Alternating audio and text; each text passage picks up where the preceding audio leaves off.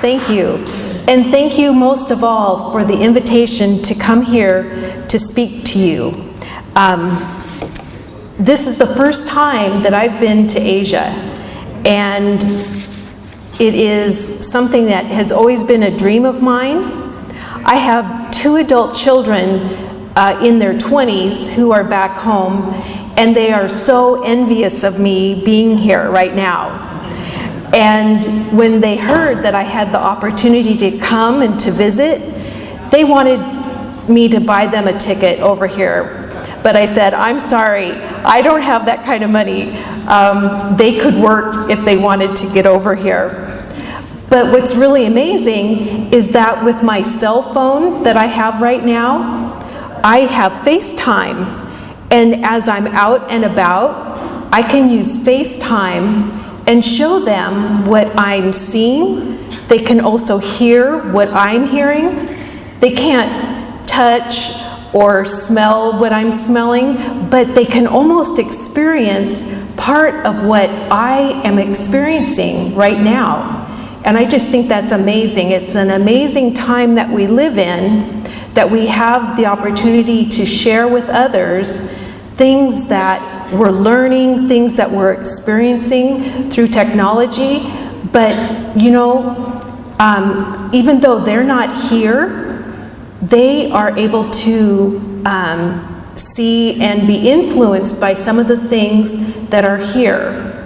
And that's a little bit of what the concept of planned giving is that even when we're not around, we can still have an influence and an impact on our families, our communities, and our church families. And that's a bit of the theme that I want to share with you today, is through wills, which is something that all of you have an opportunity to be participating in. Can I see a show of hands? How many of you have a will currently? Some, but there are a lot of hands down out there. And I want to encourage you, hopefully after today, you will see why wills are very important for all of us, as well as for our church family, because we all have an opportunity to do something with what God has given us, even though we may not be here any longer. And that's what I'd like to share with you today. The importance of wills actually entered my life at a very young age. When I was only 8 years old, my family and I were involved in a very serious car accident. And of the 5 in the car, only 2 of us survived. And during that time, my mother, my grandmother, and my sister died in that car crash. And my father was very seriously injured. But when that happened, it brought to our attention, even as an 8-year-old, I realized that if something had happened to my father, the court would decide what would happen to me, because at that point, I would be a minor child without any parents. And in our country, the court, if you do not have a will and you have not appointed a guardian for your children, the court will make that decision for you. But I'm happy to say that my father survived, and after many months in the hospital, he, during that time, had me in the care of my grandmother, and things went fine, and the Lord was preserving him, I believe, so that I could be brought up and grow to learn about the Seventh-day Adventist Church. He was actually in a Seventh-day Adventist hospital, and that's where I first became familiar with our Seventh-day Adventist message. So it's amazing to me how God works things out, even through tragedy. But it brought to my mind, as I said, at a very young age, that planning for our future is very important. And you know, all of us have so many blessings, don't we? God has blessed us with our families. I know that whether we have our own spouses and children, we undoubtedly have at least parents and oftentimes brothers and sisters, so we all have a family, don't we? We have friends who, a lot of times when we have to travel a lot, friends almost become like family, don't they? They're a very important part of our lives. And I know in our area, a lot of times our church family also becomes like our family. In my particular case, I have some church family who I've known for most all of my life, who are literally as close to me as my brothers and sisters, but they're all a blessing from God. And as we've been talking about a lot today, our possessions are also a blessing from God. And all of those things we've been given are something that we are responsible for. The Lord has given us that responsibility. And like I said, if something should happen to us, what would happen to all of these possessions? I did some research before I came here to find out if you were living here in Thailand, what would happen to your possessions if you pass away without having a plan? When we're living, we have different kinds of property. Some are gifts that we enjoy. I think of things like our friends and our family, but other things we hold title to. And those types of property are things like real estate, our home. It could be a vehicle where we have a title of possession. And when we passed away, the gifts that we hold title to have to be somehow transferred. They cannot remain owned by an individual who has passed away. And at that point, the courts enable us to make the specific transfers after we pass away. In Thailand, there are 6 tiers, is what it's called, of transfer. And this is what would happen if an individual who has property and the property needs to be transferred, how that property would be transferred in order. First of all, half of the property would go to the spouse. And then after that, you would have descendants who would be your children, and then your parents, your brothers and sisters of full blood, brothers and sisters of half blood, then the grandparents and uncles and aunts would also inherit. And so the law here in Thailand, and I'm sure it's the same or similar in different parts of the world, have already prescribed what happens to our property if something should happen to us without a plan. And isn't it fortunate that there is at least a way that we can have the transfer take place? I would hate to think what would happen if there was no system. If there was no system, maybe it would be whoever would get there first could grab what they could get. But the court is actually a protection for us so that our assets and our possessions are protected if something should happen to us. I want to share with you an experience that I had recently.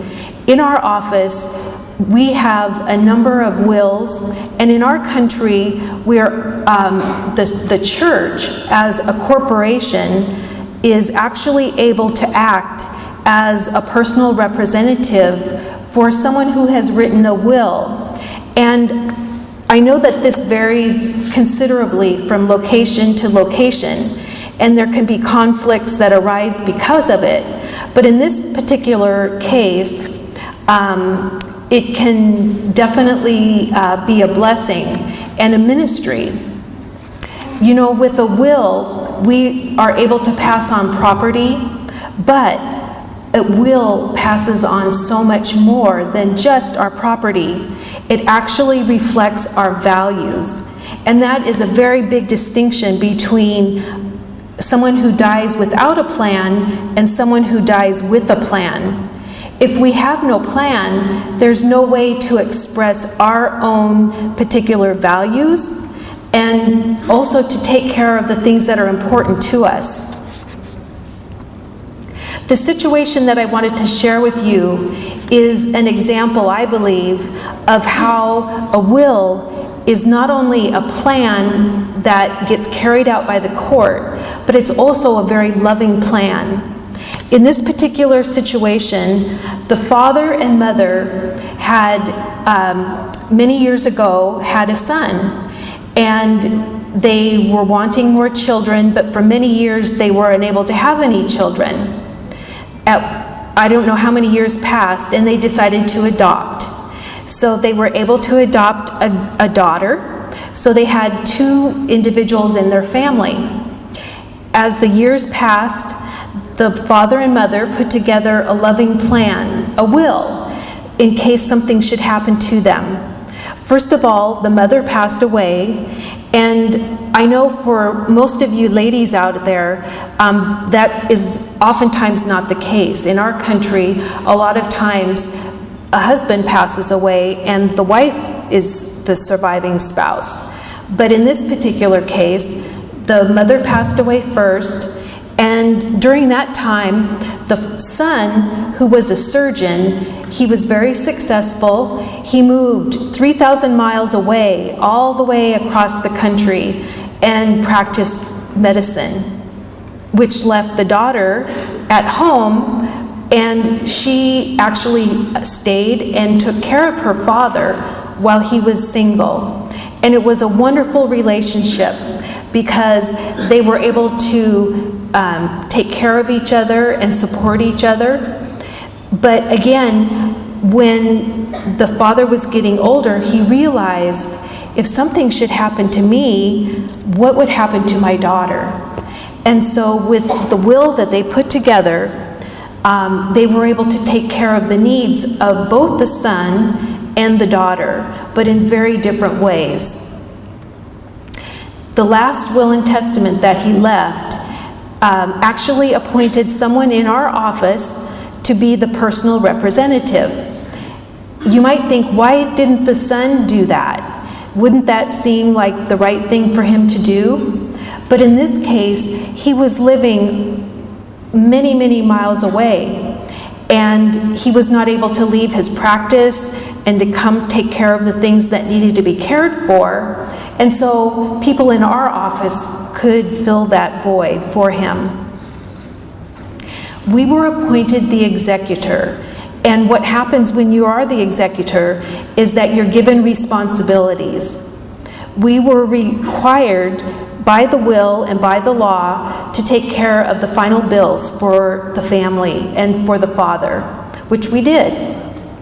We were also able to secure his assets, which included his home. He had a vehicle and other property that was his. And so we were able to take care of that along with the daughter's help. He also had bank accounts that had to be closed, but all of that required the ability to take care of things with our attorney through the courts. And I was happy to say that we were also able to take care of his taxes, which is a part of being an executor. And at the end of all of this process, which took many, many months, we were able to distribute the assets. And when that took place, it was a very efficient transfer of assets. One of the things the daughter was very concerned about is that, of course, she was living in the home. And if the father had not made a plan, in order to distribute between the son and the daughter, she would have been required to move out of the property. But because the father had put together a will that provided for her to actually inherit the house, she was able to stay where she had been basically all of her life. And it was a wonderful plan for her. When I first met with her the first time, you could just tell by her body language that she was very nervous and concerned. I could just imagine she was thinking in her mind, where am I going to go? What am I going to do? But the Father had a plan, and it was a wonderful reflection of his love for her, that he wanted to take care of her. And at the end, we had many thankful beneficiaries.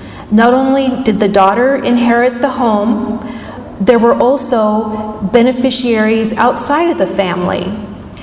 The father was a very involved part of his church, and he wanted to make sure that the church that he loved and supported was going to continue to receive from him a part of his possessions, even though he was no longer there.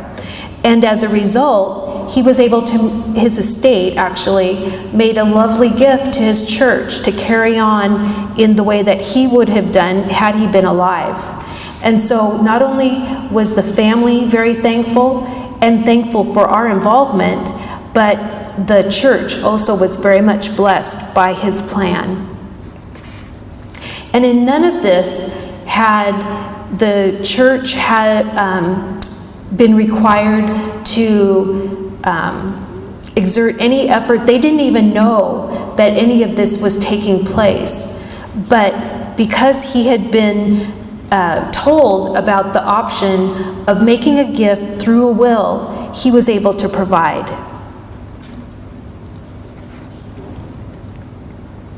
The estate plan that he had put together benefited the son, and you might ask, well, how did he benefit? He benefited because he was not required to come back home. He could continue on his business, and he was benefited by knowing that his sister was going to be cared for as well as his father. The daughter obviously was very benefited by the home that she received, as well as the church family. All of this points to an example that I know you're all very familiar with, but I wanted to bring it to your mind, and I hope you didn't receive this example yesterday, because I think it's a beautiful example of what God wants us to do.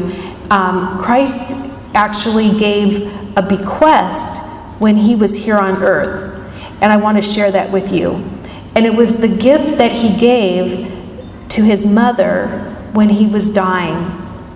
And I don't know that you can see that very well, but what is amazing to me is that even while Christ was hanging on the cross, while he was tortured, he had the ability to make a gift. And the Desire of Ages describes it beautifully, so I just wanted to share that with you. At the foot of the cross stood his mother, supported by the disciple John. Now, can you imagine a more tortured situation than a mother having to look and watch her son being tortured? But she couldn't endure to remain away from her son. And John, knowing that the end was near, had brought her again to the cross. In his dying hour, Christ remembered his mother. Looking into her grief-stricken face, and then upon John, he said to her, "Woman, behold thy son." And then to John, "Behold thy mother." Did you ever think about that as being a bequest? That's what Christ was doing, though. He was giving his mother to his friend, John. And John was accepting that gift, wasn't he? John understood Christ's words and accepted the trust. He at once took Mary to his home, and from that hour cared for her tenderly. O pitiful, loving Savior, amid all his physical pain and mental anguish, he had a thoughtful care for his mother. Isn't that awesome? That our God, even though he was suffering and just anguishing in pain, he wanted to make sure his mother was cared for. He, meaning Jesus, had no money with which to provide for Mary's comfort, but he was enshrined in the heart of John, and he gave his mother to him as a precious legacy. Thus he provided for her that which she most needed, the tender sympathy of one who loved her because she loved Jesus. And in receiving her as a sacred trust, John was receiving a great blessing. She was a constant reminder of his beloved master. So during their time together, I'm sure they provided great comfort to each other. But what a wonderful gift that Jesus gave to both Mary and John in that instance. You know, all of us have responsibilities, don't we? We oftentimes have children. Hopefully, God has blessed us with children. We have parents. And Jesus gave us a wonderful example of the fact that even though we may be adults, and it's oftentimes not in our thoughts that our parents are the most important, it is very important that if something should happen to us, that we provide for our parents and make sure that they're well cared for. And we also have the responsibility of God's work. And I know that you all take this very seriously. That's why you're here. We may have brothers and sisters who need assistance. And a lot of times either our family members or our church members have business partners who need to be cared for as well.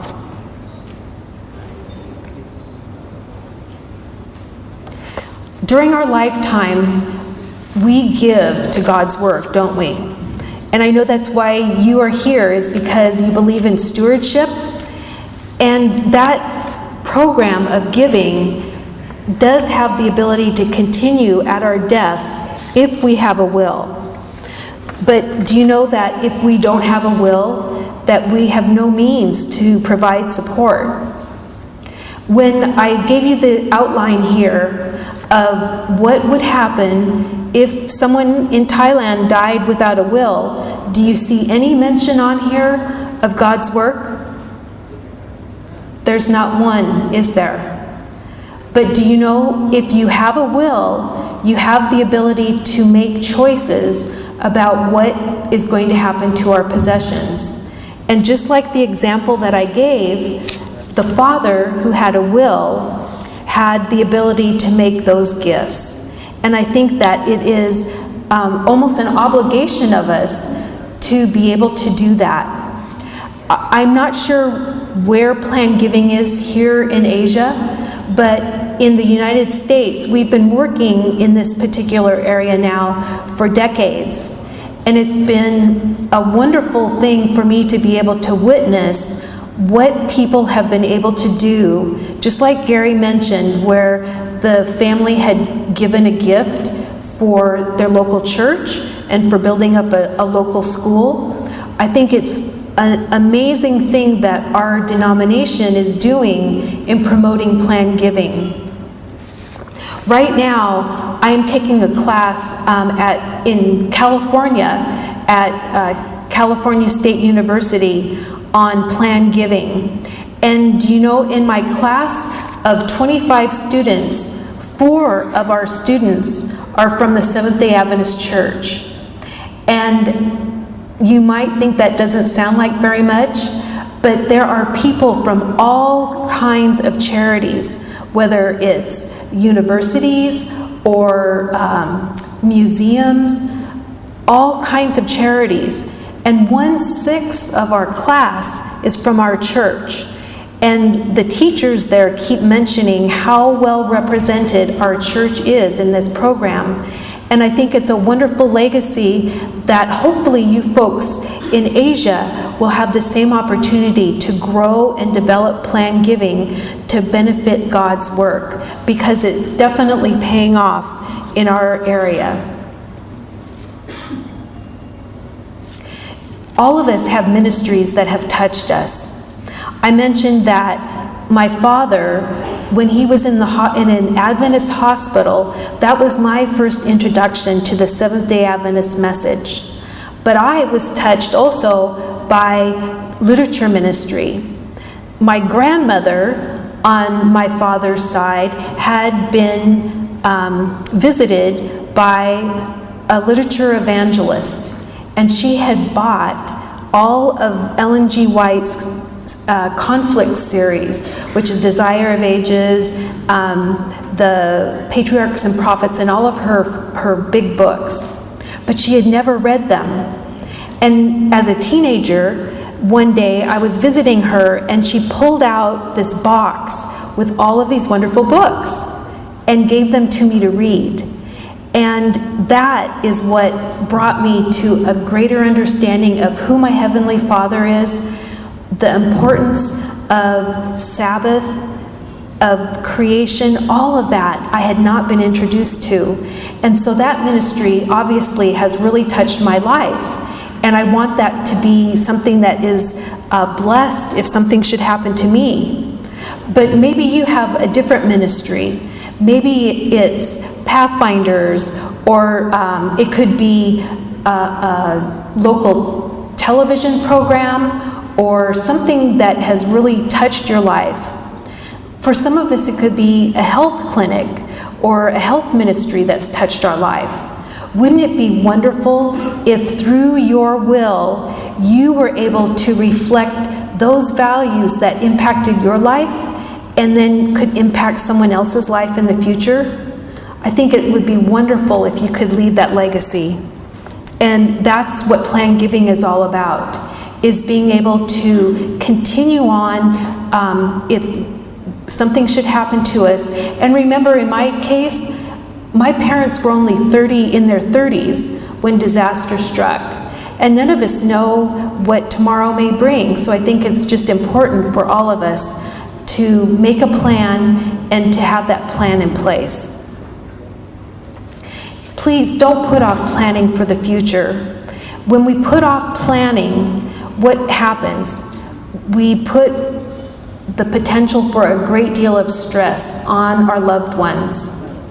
If we do not have a plan in place, then we're going to be putting that burden on somebody else for them to make those decisions. Isn't it a wonderful testimony of our love to our family if we put a plan in place now? Planned giving will provide not only you, but also your family with peace of mind. I have to tell you right now, I am trying to convince my 86-year-old father that he needs to do something. Don't you think at 86 you should be doing something in Planned Giving? I think so. It's not always an easy thing to convince him, but what I'm trying to explain to him is that if you have a plan in place, your wishes are going to be carried out. It's not my wishes, it's not the wishes of my brothers, it is your wish that's going to be carried out. And so I hope that you realize that now, that planning for the future can provide orderliness, and it allows us to care for our loved ones just like Christ did when he was here on earth. Thank you. You know, in a lot of these seminars, I have an opportunity to answer questions. And I don't know if anyone out there has any questions, but I would certainly be happy to share with you if you do. And don't worry about asking questions. Do you have any questions? Well, if not, I encourage you to please think about planning not only for yourself, but also for your church members. In our country, we have the ability to help our church members get an attorney and get things put together in a proper and legal way. And I hope that you have the opportunity to do the same.